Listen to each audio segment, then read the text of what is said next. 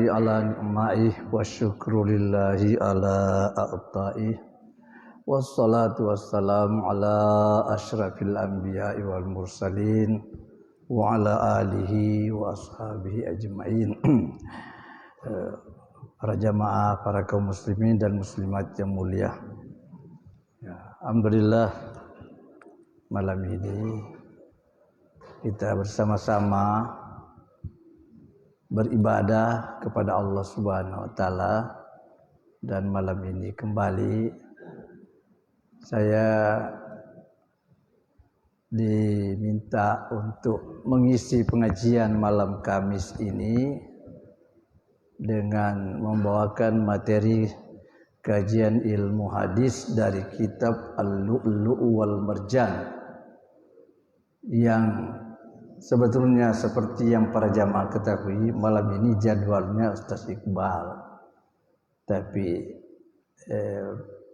pengurus panitia pengajian setelah berbincang dengan beliau Ustaz Iqbal, rupanya jadwal ini kembali dilimpahkan kepada saya, dan saya tentu karena malam Sabtu sudah ada pengajian tafsir, maka saya pilih atas permintaan dari jamaah juga sebagian meminta supaya kita mempelajari hadis supaya agak sejalan atau sepasang Quran dan hadis. Dan kitab yang saya pilih yaitu kitab Al-Lu'lu' wal Marjan sebagai kitab yang oleh para ulama pakar ilmu hadis menilai bahwa inilah kitab yang tertinggi dari semua kitab hadis. Karena ini Al-Lu'lu' wal Marjan ini khusus memuat hadis-hadis yang diriwayatkan oleh Imam Bukhari dan Muslim.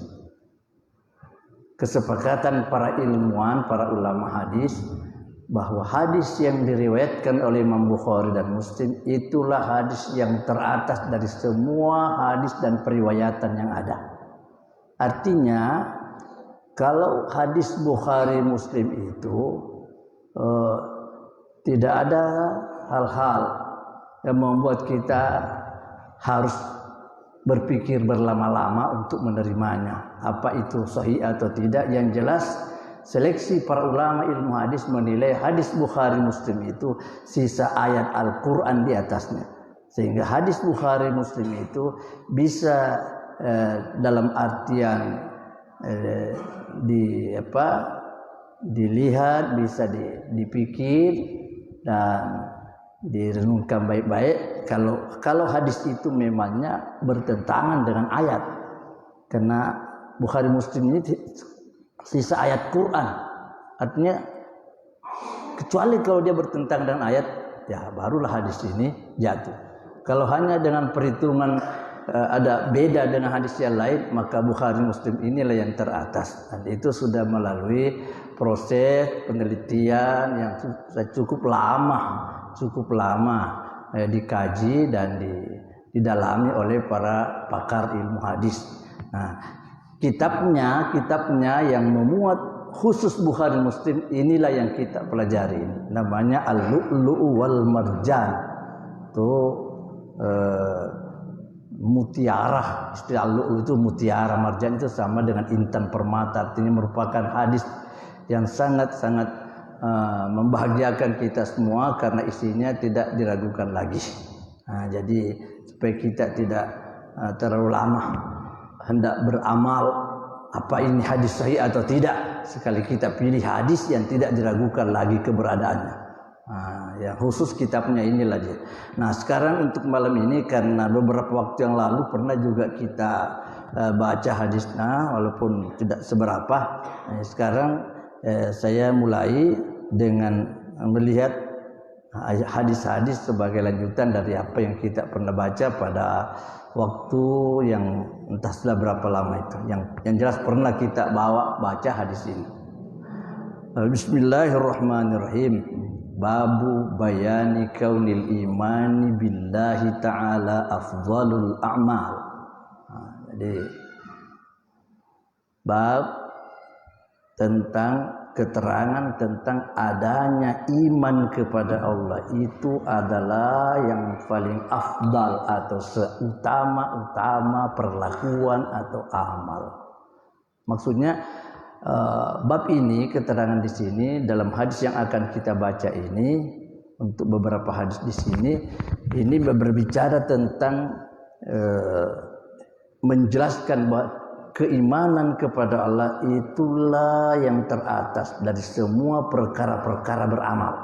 Maksudnya iman itulah yang mengendalikan, yang meluruskan kita di dalam beramal. Kita percaya dengan kebenaran Allah atau agama Allah, sehingga itu yang mendorong kita untuk berbuat dengan sesuatu yang sangat bermanfaat. Nah, itu dasar dari semua urusan perlakuan amal saleh kita, itu berdasarkan iman kita kepada Allah. Sehingga dengan iman yang dianggap cukup, artinya iman yang sudah memenuhi syarat untuk disebut sebagai orang yang beriman, maka berarti amal-amal kebaikan kita itu sudah terjaga, sudah terpelihara.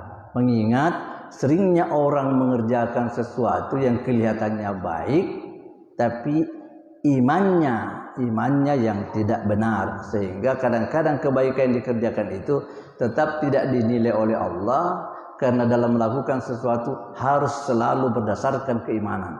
Nah, itulah yang akan dijelaskan. Nah, yang pertama di sini haditsu Abi Hurairah. Hadis yang bersumber dari Abu Hurairah. Perlu sedikit tambahan, Abu Hurairah itu dianggap sebagai gudangnya ilmu hadis, gudangnya hadis di masa Nabi. Abu Hurairah itu gudangnya ilmu hadis di masa Nabi. Maksudnya kalau berbicara tentang hadis, Abu Hurairah itu termasuk sosok manusia yang pada dirinya terhimpun dan terkumpul beberapa hadis Nabi Shallallahu Alaihi Wasallam. Anna Rasulullah, bahwasanya Rasul Allah Shallallahu Alaihi Wasallam, Rasul Allah Shallallahu Alaihi Wasallam. Saya selalu mau mendasar Shallallahu Alaihi Wasallam. Jangan kita sudah berkata Sallallahu Alaihi Wasallam, ditanya apa arti Sallallahu Alaihi Wasallam, kok masih ada yang tidak tahu artinya. Apa arti Sallallahu Alaihi Wasallam? Ya, tentu kalau kata ini siapapun umat Islam ditanya, pasti dia hafal Sallallahu Alaihi Wasallam. Nah, yang sesungguhnya dalam artinya yang bagaimana, itu yang harus lebih awal kita pahami. Karena kalau kita bicara hadis akan melulu banyak sekali. Selalu ada Sallallahu Alaihi Wasallam, sehingga sebelumnya kita harus tahu apa arti Sallallahu Alaihi Wasallam. Sallallahu Alaihi artinya salawat. Kalau Allah bersalawat kepada Nabi Muhammad, artinya Allah mencurahkan rahmatnya kepada Nabi Muhammad. Jadi kalau dikatakan Sallallahu Alaihi artinya rahmat Allah tercurah kepada Nabi Muhammad. Wasallam, dan keselamatan, kesejahteraan. Jadi dalam bahasa kita rahmat dan kesejahteraan Allah tercurah kepada Nabi Muhammad. Itulah Sallallahu Alaihi Wasallam. Nah, jadi di sini disebut Sallallahu Alaihi Wasallam. Rasul ini suila, pernah ditanya Nabi. Nah, kalau dalam kajian sejarah yang menanya Nabi di sini seorang sahabat yang namanya Abu Dzar Al-Ghifari. Sahabat itu bertanya kepada Nabi. Seperti juga kita pahami bahwa sahabat itu memang dalam hal-hal yang memang dianggap sangat penting dan mendesak untuk dia ketahui, memang dia tanya Nabi. Nah, itu hebatnya orang di masa Nabi, karena hal-hal yang memang masih mengganjal dalam pikiran perasaan itu langsung saja ditanya kepada Nabi. Nabi ditanya, pertanyaannya ayyul amali afdal. Amal mana yang paling afdal? Afdal itu pun bahasa Arab. Bahasa kita kalau Indonesianya afdal, yang lebih utama. yang lebih tinggi, yang lebih hebat. Nah, gimana? Amal apa ini yang paling hebat wahai Rasul? Faqala, Nabi jawab, imanun billahi wa rasulih. Keimanan kepada Allah dan Rasul. Nabi sebut begitu untuk membuat pengertian sahabat ini supaya lebih awal harus kamu tahu sumber segala nilai amal harus karena percaya kepada Allah dan Rasul. Harus karena dorongan kepercayaan kepada Allah dan Rasul. Itu Nabi jawab seperti itu. Nah, lalu kila ditanya Nabi, summa madza? Kemudian apa lagi? Dalam susunan kalimat hadis-hadis seperti ini, kadang-kadang kelihatan seolah-olah ditanyakan urutan nilai dan derajat amal yang mana setelah ini. Kadang-kadang harus dilihat, oh ternyata bahwa itu hanya merupakan urutan-urutan persoalan. Nah, maksudnya selain ini juga, selain ini juga. Tidak mesti bahwa yang paling mulia hanya ini, yang paling mulia ini, tidak. Kadang kita harus pahami seperti itu. Sebab memang di dalam hadis banyak kali memang kita jumpai. Kadang-kadang Nabi menyebut ini yang terbaik, ini amal yang paling utama. Banyak. Jadi kalau kita tidak paham betul, nanti kita bilang mana ini? Ada yang mengatakan yang paling utama ini iman kepada Allah dan Rasul. Nanti ada lagi berkata bukan lagi iman yang disebut.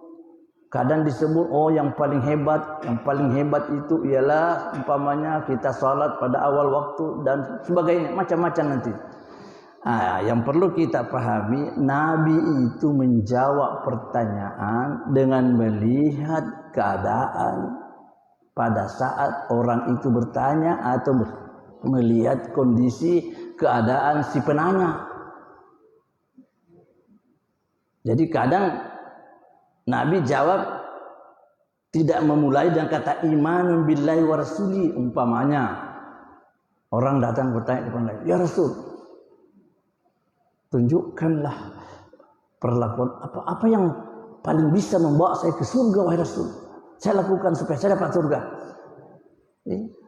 Orang itu dijawab oleh Nabi umpamanya dalam hadis lain, ternyata Nabi mengatakan la taghdab, jangan marah. Kenapa Nabi jawab seperti itu? Tidak menjawab seperti jawabannya Nabi tempat yang lain. Karena Nabi melihat temperamen orang yang bertanya ini perlu diservis.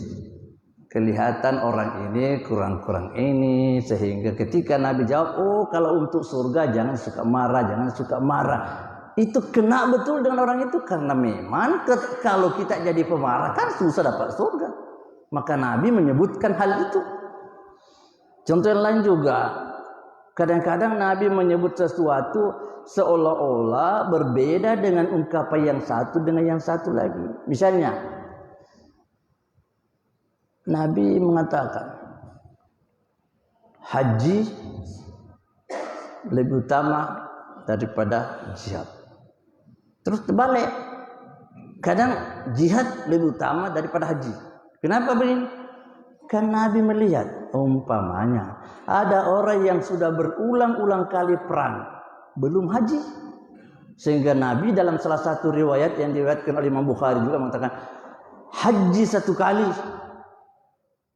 lebih utama daripada berperang 40 kali.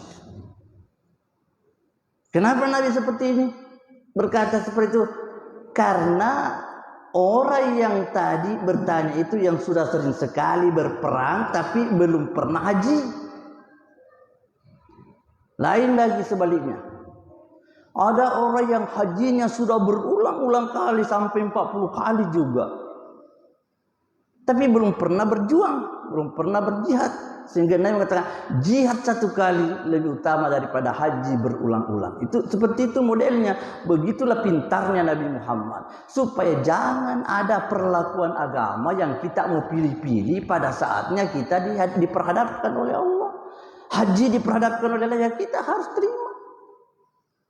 Sehingga dengan begitu, walaupun kelihatan susunan hadis itu berbeda bunyinya yang satu dengan yang satu, tapi ada kesimpulan yang bisa kita pahami sesuai dengan keadaannya itu. Nabi ditanya, apalagi Rasul? Nabi berkata, al-jihadu fi sabilillah. Berjihad di jalan Allah.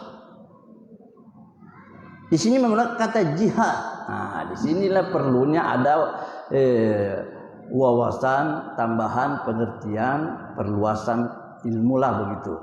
Ini kata jihad.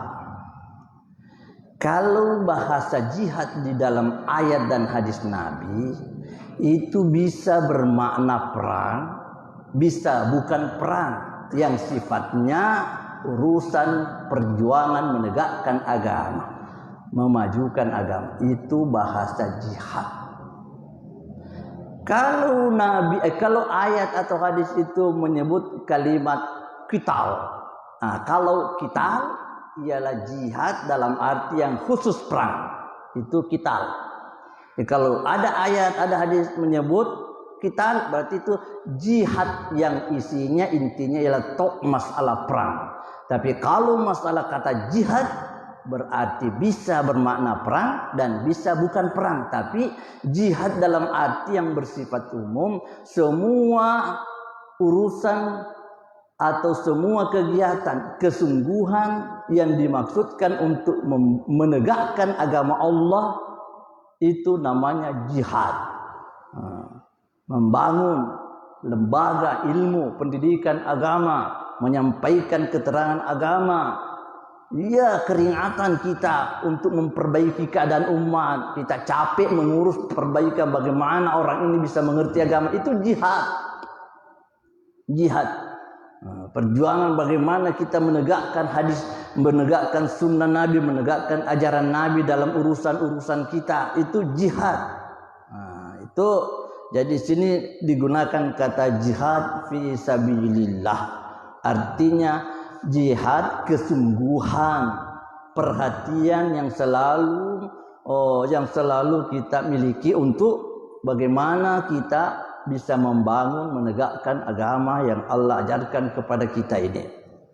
Dua. Cuma kemudian ini Abu Dzar berkata, "Mada?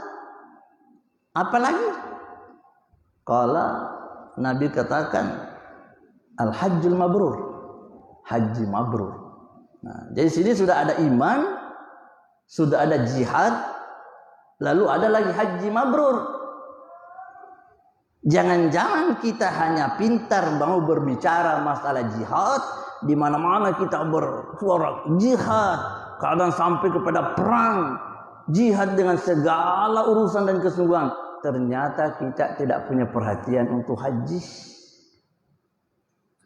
Padahal dalam keterangan Nabi juga, ancaman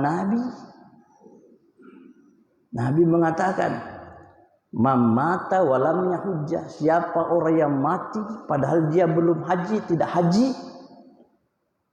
Terus keterangan itu di lain hadis mengatakan tidak dihalangi oleh perjalanan, tidak dihalangi oleh penguasa yang durjana, yang durhaka.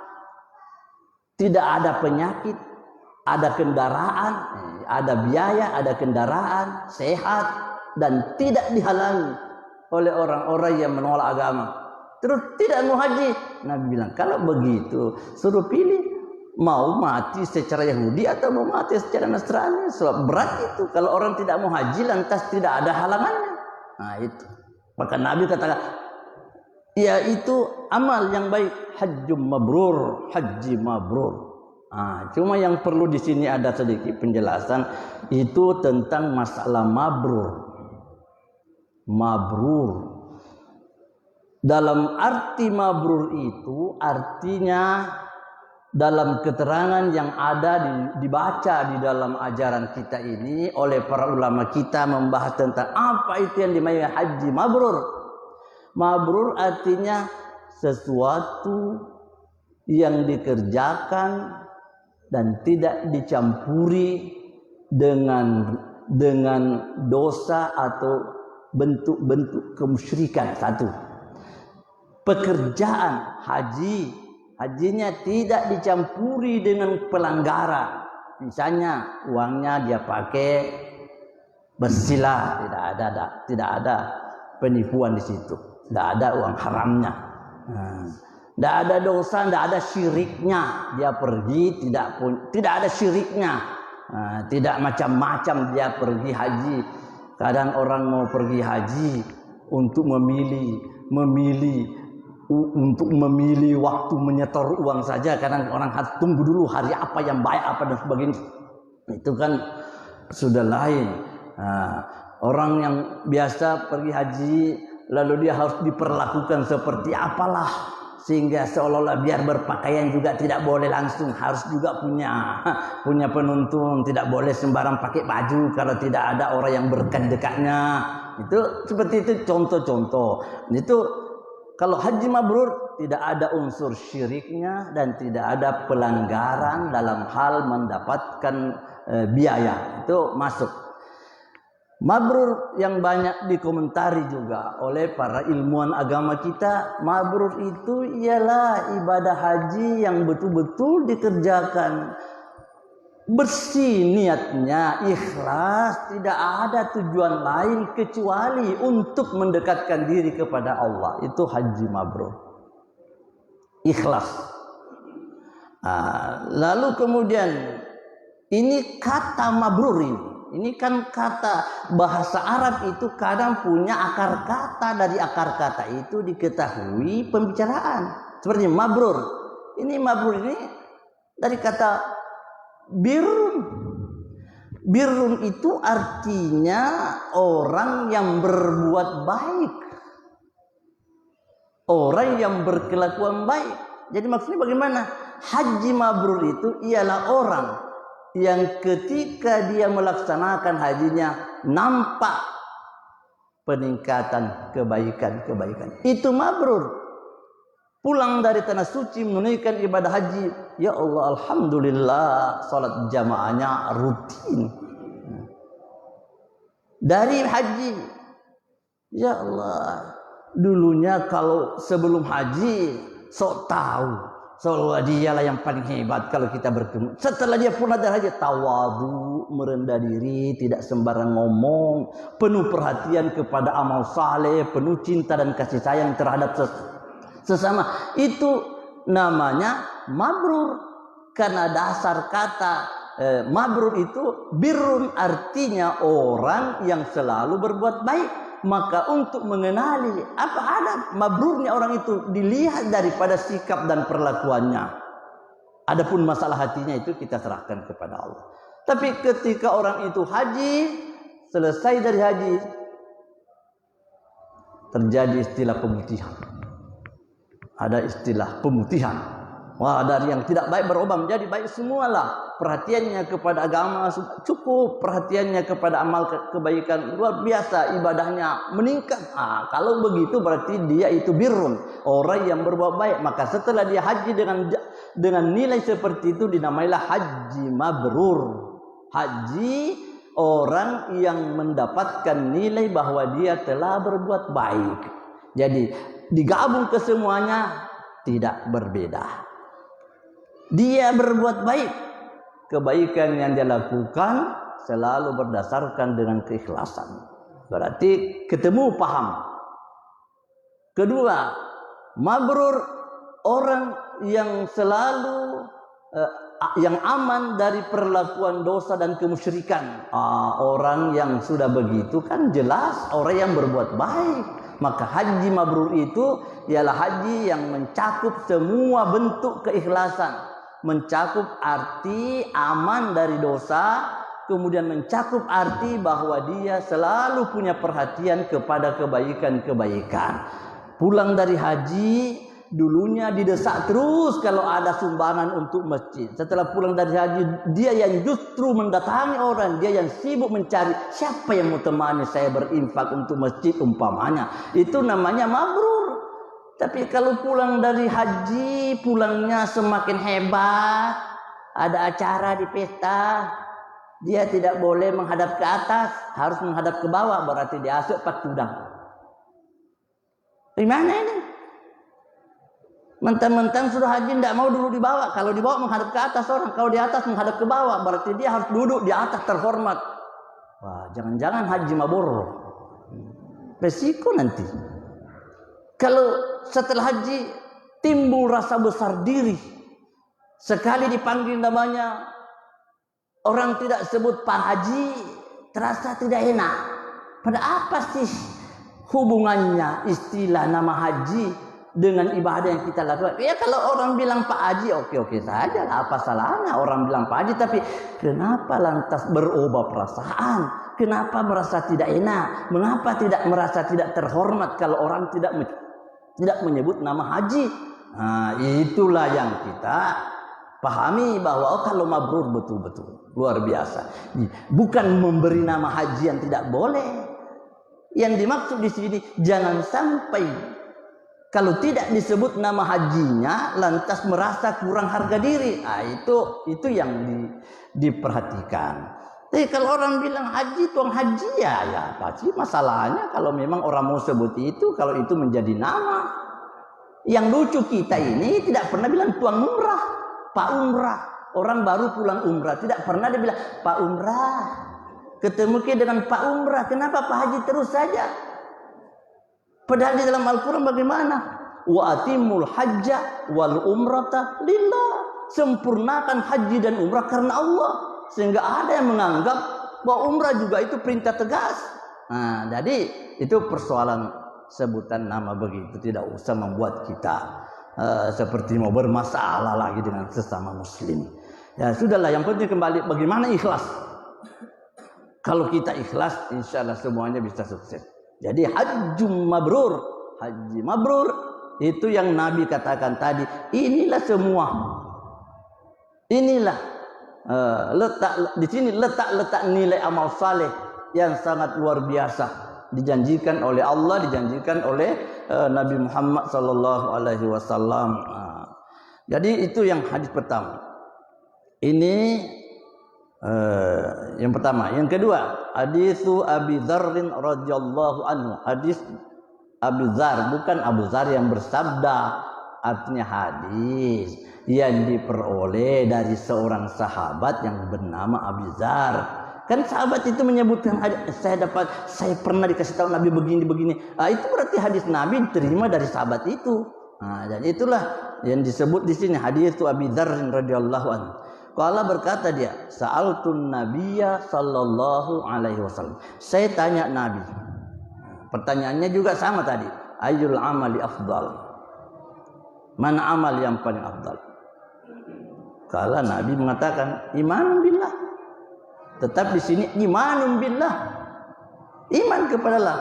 Wa jihadun fi sabili, dan jihad di jalannya, itulah yang amal.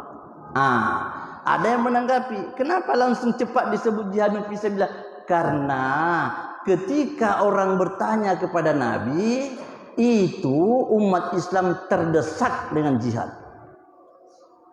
Ketika umat Islam itu di masa Nabi itu didesak oleh perjuangan untuk berjihad di jalan Allah, sehingga kalau tidak dengan ini Madinah terancam. Karena memang orang kafir sering mengadakan urusan untuk itu, bagaimana menghancurkan Madinah. Kalau kondisi-kondisi seperti itu, lalu tiba-tiba ada orang bertanya, mana amal yang paling baik? Nabi sebut jihad fisabilillah. Itu pada tempatnya memang. Karena memang dalam kondisi-kondisi tertentu, ketika Madinah itu hendak diserang oleh musuh dari orang kafir, maka Nabi angkat bicara, jihad adalah amal yang sangat utama. Itulah, maka di sini muncul jihadun fisabilillah.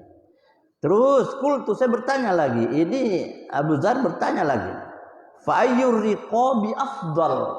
Ini fa'ayyur riqabi afdal. Kalau dilihat dari kalimatnya, mana leher yang paling afdal? Ini riqab ini. Kata riqab dalam hadis itu artinya budak. Budak. Maka dalam Al-Quran fatahriru raqabah, memerdekakan budak. Kenapa disebut riqab? Ini riqab ini kan tengkuk. Orang Bugis bilang cekong. Kenapa? Kita enak sekali orang Bugis dalam bahasa kita. Kan itu budak ya ruatai, kan ditendrek cekon. Enak sekali itu bahasa Bugis. Sering sekali itu bahasa Bugis kita kecocok sekali dengan istilah-istilah kalimat bahasa Arab. Jadi riqab itu kan leher. Ternyata orang Bugis memaknai ya ruya ternyata ya Allah tempo dibicara tai itu tahu ditendrek cekona. Dek nawat di kalaulau, dek nawat di kakedo-kedo, dek nawat di nal hasil kerjanya tidak boleh karena dia budak. Ya katanya. Nah setelah itu dimerdekakan, barulah ia lepas. Nah, jadi di sini oleh penjelasannya ar-riqab langsung saja kita artikan dengan budak. Karena itu yang dimaksud. Jadi ayyur riqabi afdal, mana riqab, mana budak yang paling afdal? Maksudnya mana yang paling afdal dalam memerdekakan budak? Karena di masa Nabi kan ada namanya memerdekakan budak sebagai lapangan untuk beramal saleh. Bahkan ada di dalam agama kadang ada denda yang ditunjukkan bentuk dendanya seperti memerdekakan budak. Nah, terus kenapa sampai ada istilah budak? Ya, jujurlah kita melihat perjalanan sejarah. Budak dalam yang asli dalam agama itu ialah orang-orang yang ditangkap, ditahan, itu diperoleh dalam hal yang perang karena agama. Nah, itu namanya diperbudak. Ini sekarang dengan pembantu rumah tangga yang kita juga kasih gaji apa segala, apa namanya budak kalau begitu? Pembantu seperti model sekarang itu bukan budak. Nah, jadi sekarang memerdekakan budak. Terus ditanya lagi, mana yang afdal? Kalau Nabi jawab, aghlaha thamanha, yang paling mahal harganya. Maksudnya kan budak itu diperjualbelikan, dijual-jual seperti harta. Itu kalau budak. Nah, jadi Nabi kata, mau memerdekakan budak yang paling afdal untuk dimerdekakan itu ialah aghlaha thamanha, yang paling mahal harganya. Maksudnya pilih-pilih budak yang kalau dijual agak mahal harganya kalau mau melihat yang paling afdal. Yang kedua wa anfasuha inda ahliha, dan yang paling indah di sisi pemiliknya. Maksudnya yang ganteng-ganteng lah kalau laki-laki, yang cantik-cantik lah kalau perempuan. Misalnya dua budak kita punya budak 2 atau 3, memang orang banyak punya budak dulu. Nah, sekarang kita memerdekakan. Kita mau memerdekakan budak, entah karena kita kena sanksi atau bagaimana, ya mau beramal secara sukarela, mau memerdekakan budak. Ini sahabat bertanya, mana yang paling afdal ya Rasul? Nabi mengatakan, kalau mau memerdekakan budak yang paling afdal, ialah kalau dijual umpamanya mahal harganya. Dan kalau dilihat dari penampilan dirinya, dilihat orangnya paling indah lah, paling menarik, ganteng lah, cantik lah dia. Kalau yang begini kita pilih untuk kita merdekakan, itulah Nabi katakan itu yang paling tinggi nilainya, amal yang paling afdal. Kenapa disebut merdekakan budak? Kan jelas memerdekakan budak itu sebuah pengorbanan. Bayangkan kalau kita merdekakan berarti lepas dari urusan kita, dia jalani hidupnya sendiri. Dia kerja dapat hasil, tidak bisa diambil lagi. Karena dia sudah dimerdekakan. Tidak bisa lagi diperintah semau kita. Kan sudah lepas. Nah, nantilah kalau misalnya orang itu meninggal, punya harta pusaka, terus tidak punya ahli waris. Kalau tidak punya ahli waris, ketika dia meninggal padahal ada harta pusakanya, maka dalam ajaran agama kita, harta pusaka budak atau yang meninggal itu tidak ada ahli warisnya, maka kembali hartanya itu diwariskan oleh agama, oleh Nabi kepada orang yang pernah memerdekakan dia. Begitulah dalam Islam. Ada seorang yang kita merdekakan, lepas, akhirnya dia kerja, banting tulang, cari urusan, cari pekerjaan, ternyata dia itu berhasil dapat harta. Dia meninggal. Ketika dia meninggal tidak ada ahli waris, tidak ada ahli warisnya yang dekat. Nah, dalam agak di sini Nabi suruh kita, siapa yang memerdekakan pada waktu dia budak dulu. Nah, maka itu namanya al-wala. Al-wala itu dalam kajian agama kita hukum mengambil harta pusaka dan tidak boleh berbuat seenaknya, dianggap sama dengan keturunan. Dianggap sama dengan keluarga yang dekat. Itu dalam agama. Itu lain persoalannya lagi. Sekarang kita paham dulu bahwa memerdekakan budak ini yang paling mahal harganya seandainya dijual, yang paling cantik kalau seandainya penampilan mau dilihat. Kultu, saya bertanya lagi. Ini sahabat Nabi bertanya lagi. Fa illam af'al, jika aku tidak bisa berbuat seperti itu, misalnya tidak sanggup merdekakan budak, tapi mau amal yang bagus atau memang tidak punya budak. Kalau Nabi mengatakan, tu'inu soni'an. Kau pikir, kau berusaha bagaimana engkau membantu tukang. Tukang kayu, tukang batu, tukang apa. Begini, itu tukang kerja keringat itu. Dengan keringat orang dapat hasil. Kita bantu dia, kasihan. Kalau saya tidak bantu, kasihan, lamanya dia berkeringat baru dapat gaji. Ya kita bantu dia supaya mengurangi keringatnya orang.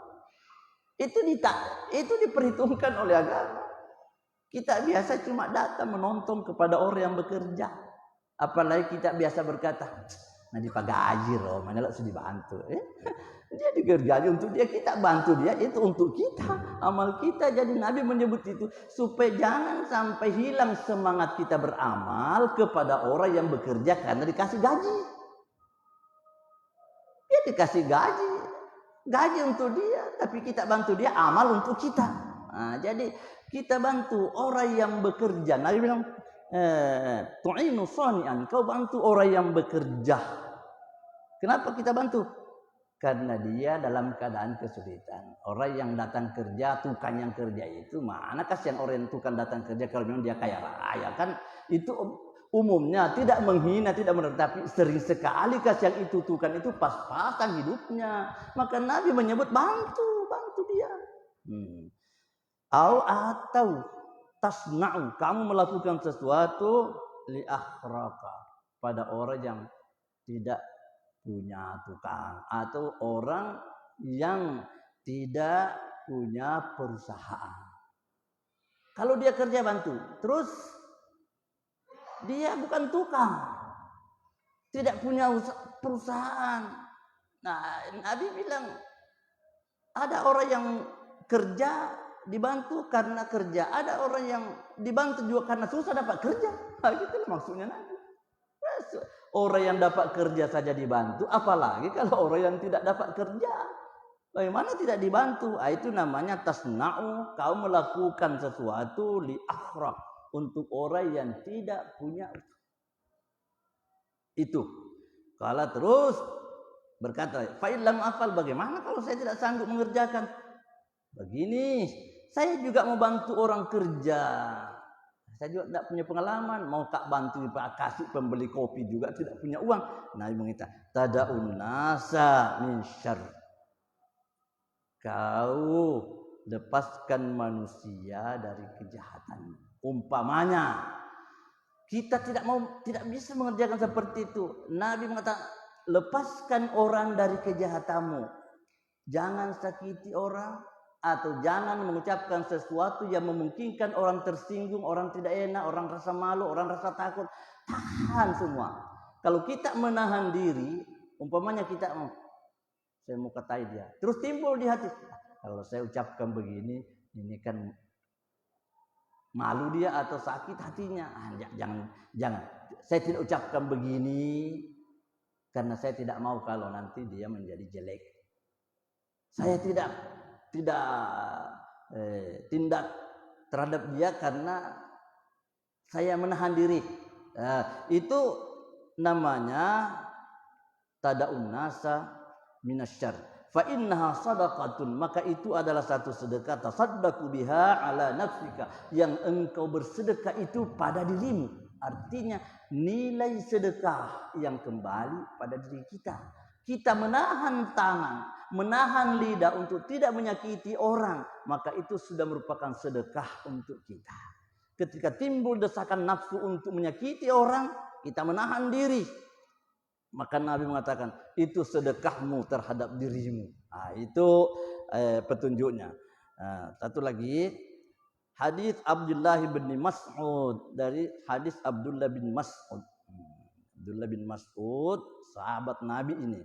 Kala juga dia berkata, sa'altun nabiyya, saya tanya Nabi sallallahu alaihi wasallam, ayyul a'mali ahabbu ila Allah, amal mana yang paling disukai oleh Allah? Nah, ini bicara amal lagi. Amal apa itu yang paling disukai oleh Allah? Nabi lirik keadaan. Ini perlu orang ini disentakkan perhatiannya untuk salat. Terus Nabi katakan, oh begini, as-salatu ala waqtiha. Bersalat, membaca sembahyang pada waktunya. Tidak ada itu hebat gitu. Kalau kau bisa salat pada waktu yang dinyatakan, memang sudah itu kau salat pada waktunya, berjamaah bersama imam pada waktunya, itu amal, itu hebat. Itu Nabi sebut begitu. Itu yang dianggap amal perlakuan hamba Allah yang sangat terhormat kalau dia bisa lakukan salat tepat pada waktunya. Bahkan sahabat Nabi setelah mendengarkan ucapan Nabi yang seperti ini, begitu besar perhatian sahabat kalau mendengar ucapan Nabi seperti ini. Sampai biasa sahabat Nabi kalau mendengar ucapan Nabi begini, dia sampai 40 hari, sampai 1-2 bulan itu, sampai 3 bulan orang bisa tidak pernah terlambat takbiratul ihramnya bersama imam. Dibayangkan perhatiannya sahabat. Kalau mendengar penjelasan begini dari Nabi, sahabat itu langsung target dirinya. Saya 40 hari, insya Allah saya tidak mau terlambat takbiratul ihramku bersama imam. Oh, besar sekali perhatian.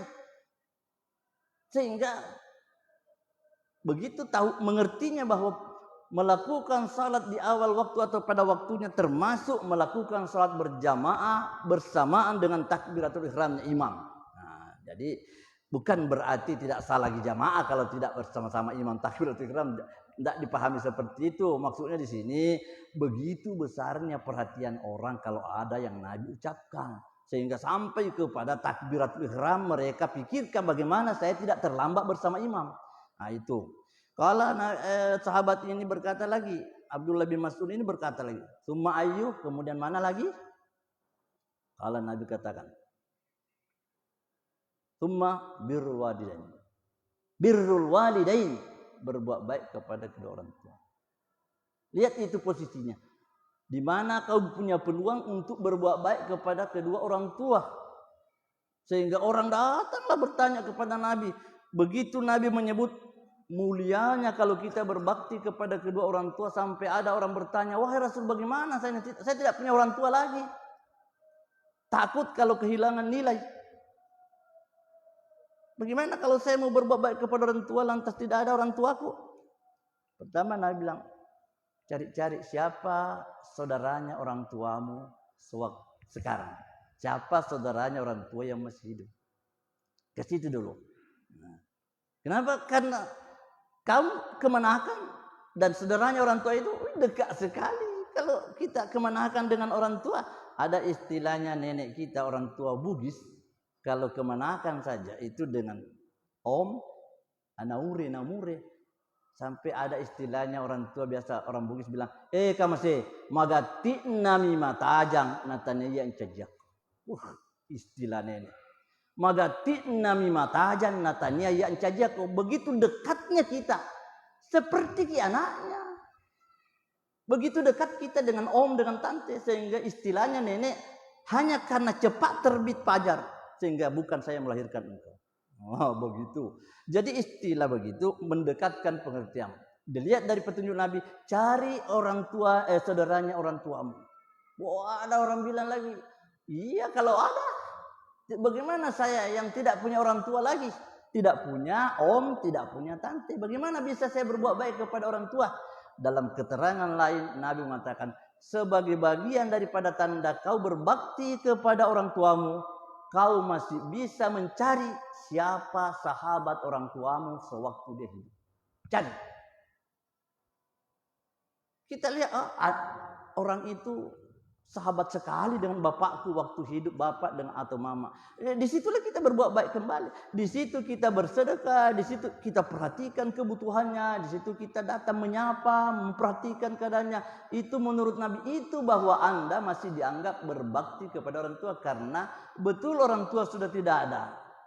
Om, tante juga tidak ada, tapi masih ada yang kau dapati, sahabatnya orang tuamu masih ada yang hidup, maka pindah kau di situ berbuat baik. Kau pindah ke situ. Orang tua waktu hidup senang sekali berikan uang belanja orang itu. Kau lanjutkan itu, kau yang memberikan kasih uang belanja karena sahabatnya orang tuamu dahulu. Nah, jadi summa ayyu berkata, apalagi? Kala Nabi berkata, al-jihadu fi sabilillah. Jihad di jalan Allah. Kala berkatalah Ibnu Mas'ud, haddatsani bihinnah. Nabi menceritakan saya yang seperti itu.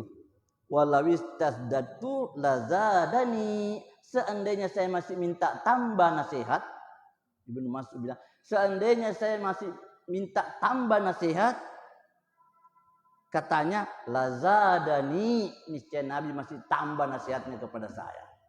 Cuma mengerti juga sahabat, kalau sudah 2-3 nasihat berhenti makin dulu.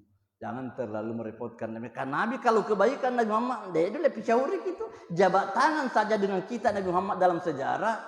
Kalau bukan kita yang tarik tangan, lengket terus itu. Karena tidak mau Nabi itu tarik tangannya. Karena Nabi tidak mau dikalah dalam kebaikan. Sahabat minta bantuan. Minta ini, minta dikasih terus. Ada sahabat lain bilang, kalau kau tidak mau berhenti, habis gitu Nabi. Karena Nabi itu tidak pernah itu mau berhenti kalau ada orang minta. Begitulah Nabi. Jadi sahabatnya berkata, lawis dadatu, seandainya saya masih minta tambah, lazadani, tambah nasihatnya Nabi kepada saya. Jadi di situ kita lihat beberapa kesimpulan bahwa di hadis yang kita baca ini sudah memberikan ilmu, pengertian kepada kita bagaimana menilai sesuatu yang bernilai, yang positif dalam hidup kita. Bagaimana kita ada di dalam keutamaan fadhailul amal, keutamaan amal seperti inilah. Dan ini yang kita temui dalam bab yang ada di salah satu bab yang ada di dalam kitab ini. Jadi cukup dengan ini, waktu kita sudah cukup. Jadi lanjutan insya Allah nanti dilihat waktu yang memungkinkan, karena kita menghendaki supaya ilmu dalam agama ini betul-betul dapat istilahnya dapat berkesinambungan lah. Meskipun dalam hal ini kita seperti istilah ayat dalam Al-Quran itu, latarkabunna tabaqan an tabaq, kamu itu akan naik setahap demi setahap. Artinya setingkat demi setingkat. Ya kalau selama ini kita belajar Al-Quran dengan tafsirnya ala kadarnya lah istilahnya. Alhamdulillah ada waktu untuk belajar hadis sedikit. Demikian dulu. Assalamualaikum warahmatullahi wabarakatuh.